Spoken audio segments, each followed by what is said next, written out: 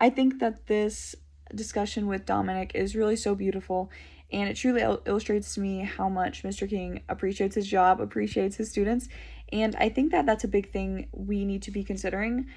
Personally, I'm in high school still, dual enrollment classes, obviously, and I think that a lot of it with choosing a major and a job for most people is salary. And I too am that way. I mean, it's obviously nice that your dream job would come with a great salary, but in reality, it's about following your passion.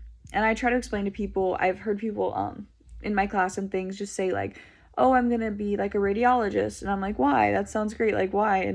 And they're like, "Because they make a lot of money." And I'm like, "Well, do you know what they do?" And they're like, "No, they just make a lot of money." I'm like, okay.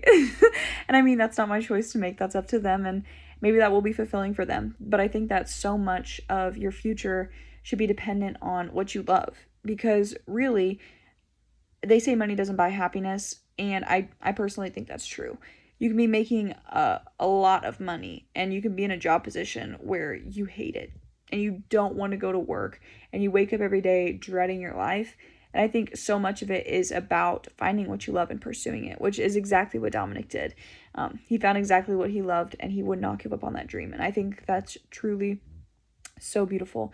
And also, one of the possible talking points he mentioned is why a paycheck shouldn't be the most important thing you take from a job, which ties into what I'm saying. It's just going after what you love will be rewarding in many different ways. Sometimes it's money and salary, and sometimes it's fulfillment or happiness or the relationships that you get to make with people. It can be a multitude of things. And I think it's so important to find what you're passionate about and to not give up on that dream, regardless of what people say and how the world and society can push you down or say that you're not capable of doing these things, but you are. And really, it's just the idea of we get one life to live, and do you want to be 60 years old looking back and being like, oh, I should have went that route, I should have done this? And I just think that it's so important to not look back at your life and realize what could have been, or regret one of the biggest decisions that you'll make, which is what career you're going into, because that dictates a lot of your life. So I think that's a very important thing. And I really think that it's important to love what you do, and to love those around you, and to just be looking for ways to give back. Really, this is a great message that relates in a lot of different ways.